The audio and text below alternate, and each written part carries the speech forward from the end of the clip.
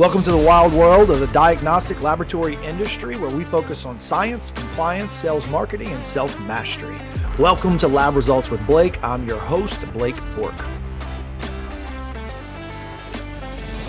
All right, so now we arrive at our sixth and final stage of collision-based sales, the all-important competence. This is the pull-through. This is a clinic knows what they got to do.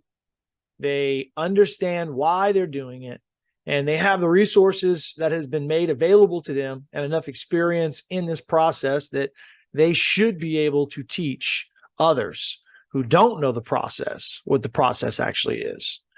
So it's a lot to ask from a clinic. First, I'll let you know, I am filming this in the afternoon. Normally I film in the morning. Just so you know, my morning went great. I got my workout in. I did yoga. I did my meditation. I got in power, rocked and rolled. I just have an afternoon workout. I'm going to be doing a longer run than normal, and I couldn't quite get it in. So this morning I did my yoga and my meditation. So I felt good throughout the day, and I've carried that energy throughout my day. That's important because as we are building competence inside of our clinics and we're in doctors' offices, it's important that we're bringing that clarity with them and that we can hold the frame, because to build competence, Dr. Lee Thayer has this famous quote. If you don't know who Lee Thayer is, Lee Thayer was a leadership guru before being a leadership guru was cool. He was a coach to business leaders before business leaders knew they needed coaches. When I discovered the man, someone introduced him to me. I got a chance to participate in some of his workshops. I was 36. He was 86. And he was still amazing. And he has this famous quote. He used to say, you have to make things necessary for people. And he would say, competent people will always do what is necessary if they know what is necessary that needs to be done, right? And so as we are building processes for our clinics and our offices to be able to follow, you have some environmental pressures that are out in the world today, more than they even were whenever I got into, the lab business in 2012 and 2013. One of the things is that there's information overload right now in these offices from new laboratories.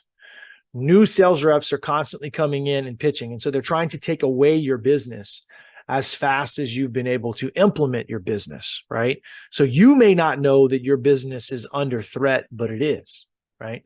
The other thing is because of this great resignation and because of the state of healthcare in general, the COVID pandemic really stealing away a lot of great healthcare workers to go to other places because they were afraid of getting COVID or didn't want to get vaccinated. There's a lot of reasons why there's a shortage right now inside of healthcare of good quality labor. And the turnover is very high, especially in long-term care facilities, in family practice offices, and internal medicine offices. There's a lot of turnover. So if you, as a salesperson, go out and spend 2, 3, 4 hours training a clinic to do the processes that your lab needs done, filling out a requisition form, 2 identifiers on the tubes, getting the proper insurance information, making sure that they have the right DX codes, everything's filled out perfectly. You've sold the clinic on the ordering process, and you've sold the providers on the final report.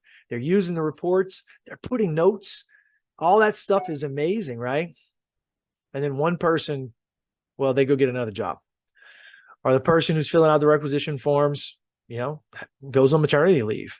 Maybe they have a couple bad days at work and they get terminated. Maybe they get promoted, right? Just show up sick for 2 weeks, got COVID, got to be quarantined, whatever the reason. If you don't have real-time data on sample volume that's coming into the laboratory for you to be able to actually see those reports, you may not know that your volume's down. And that doesn't necessarily mean that they're not satisfied with your laboratory. That literally could mean that they just got a new job, the person who was ordering the samples. And so every laboratory salesperson that I talk to, they're like, oh yeah, but I really stay in touch with my people. When your people don't communicate with you for 2 days, I'll challenge you. You are happy because you think they actually got it. So creating a process that doesn't make you valuable should be the end goal. And I'm gonna say that again. Like, you should not be the reason why you are successful or not when it comes to competence. That's kind of going to be a paradigm shift for a lot of folks who try to put themselves in an invaluable type of a situation where the process can't exist without me, and that's how I guarantee my security. When it comes to competence, it will not work if it has to depend on you, because you have other sales calls. You have a life outside of working for this laboratory. You have to sleep at least 8 hours a day. If you have children, that's going to take your home life where you should be dedicating it to them. You have to work out now because you listen to this podcast. You should be praying and meditating because you listen to this podcast. And so when you think about how much you can actually lend a new clinic, all of your attention and support your existing clinics, it's really hard to say that if you don't have offline processes in place, or your laboratory doesn't have a customer service support mechanism in place, and everybody's tuned into the fact that, molecular is different than tox, y'all. PCR is different than toxicology, man.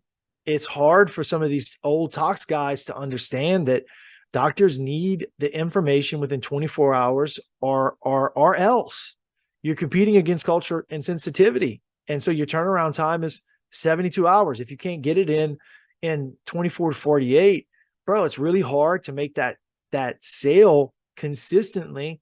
But then if you don't return phone calls from a lab standpoint or as a sales rep standpoint, whenever they have questions for 24 to 48 hours, if you don't even get the message, dude, you're dead in the water. There's no way you're going to be able to build competence because you can't customer service their needs that way. So you have to really take a step back and figure out, where can I automate my success? Where can I make it necessary for my client to do what's required, and I can test it, and I can have quality assurance inside of it, right? And so you should be sitting on top of the process, able to review metrics. So what does that look like? When we are doing our report review, or if we're going to do a week-long review where we look at these samples came in, let's pick a specialty. Let's say it's UTI PCR type testing. And we're testing at a busy urology clinic. I say busy, they're doing 8 to 10 patients a day. They see 40 patients, 8 to 10 of them they feel it's medically necessary to find out, to separate what is our viral pathogens from our bacterial pathogens, seeing if we have STIs or STDs involved with bacterial vaginosis and vaginitis, if we have ureaplasma or mycoplasma, things that are very hard for us to be able to culture. We need to have a fast, rapid turnaround time. Patients are in pain, and we don't want to prescribe the wrong antibiotic or wait on a culture test to come back. So it's medically necessary. Now, I get requisition forms that show up at the laboratory, and they're missing a collection date and time. Well, that can be a problem for us. They don't have the initials on the actual requisition form of the person who collected the sample. That could be a problem for us. They're saying "see attached" on the requisition form for insurance information, but there's nothing attached. Well, that could be a problem for us. And so you have a multitude of issues.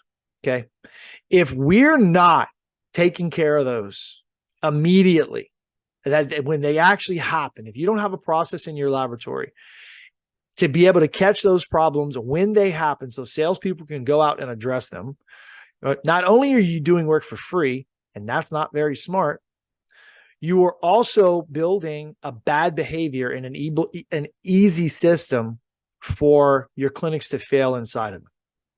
Because what will happen is somebody will start paying attention once this thing gets through a billing cycle. So let's fast forward 8 to 10 samples a day that are being sent, go through an entire billing cycle. Say it takes 6 weeks for EOBs to go out and for patients to start calling, and for us at the laboratory to realize, well, we're not collecting any money on that. Sometimes it's like 90 days. Sometimes it's 120 days. Sometimes it's 6 months before labs actually realize, hey, we're not collecting money on this account. Maybe we should do something different. And so if you're in a situation where you let it go for 6 weeks, right? Well, man, we have close to 400 samples, 480 type samples that went through that.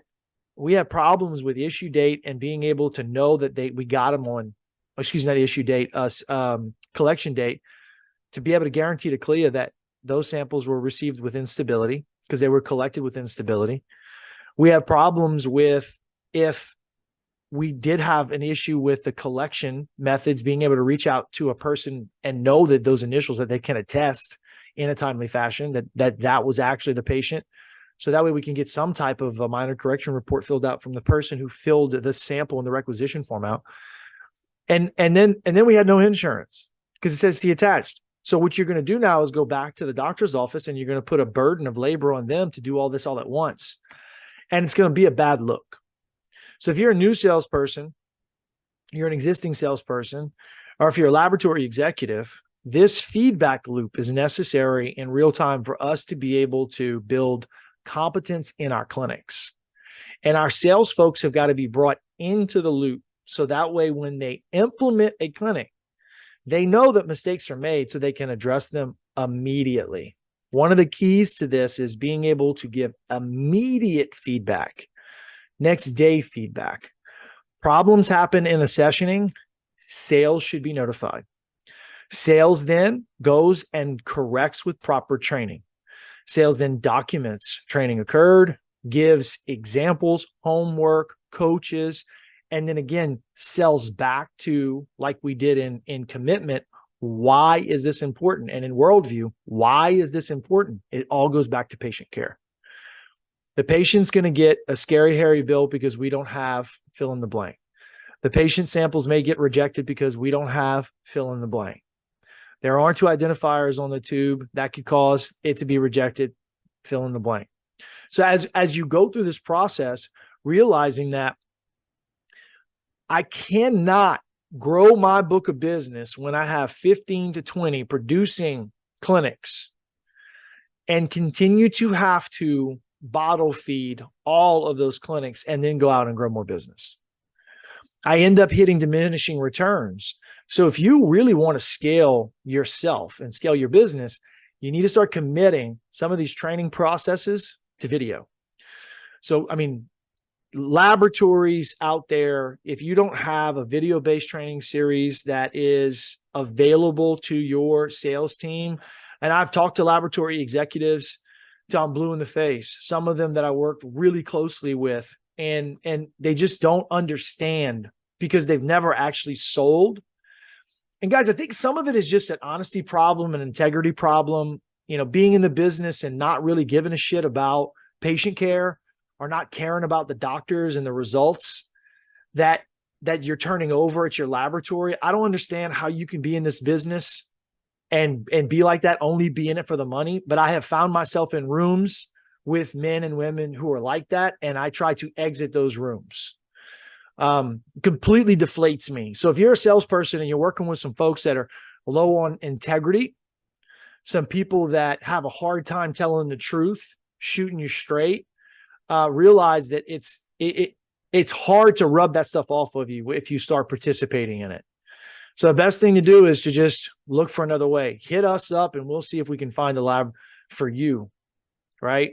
Because this competence piece, this is the secret sauce, man. This is the magic. You start creating videos that are laboratory and compliance approved, that allow your clinic workers to access QR codes that show them how to fill out a requisition form, how to fill out a sample, where to go get this information. Somebody who's brand new, right? Who's never done this before. If they've never done it before, they should be looking at your training guides and being able to read the SOPs of exactly how to get a sample to your laboratory without you ever being there. Like, that's how detailed your training can be, your SOPs can be. And for your lab nerds out there, and I mean that with affection, think of this as part of the pre-analytical process. Our specimen collection processes and the way that we get samples to the laboratory, these are competency evaluations for the clinic staff. This is you being able to put that, signing it off. Every time somebody prepares a sample, they've been given a competency evaluation, a competency training, and a test and an evaluation. And now you can go ahead and put that in your binder for when you get audited by CAP, CLIA, or COLA. Take it there with your competencies.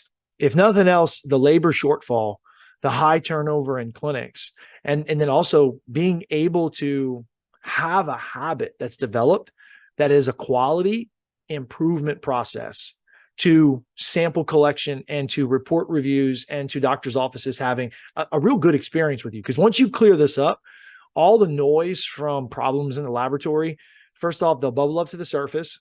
You can address them without having to also address like the basic quality stuff. So if you can be the best of the basics and automate the basics, you can then take a step up to ensure quality.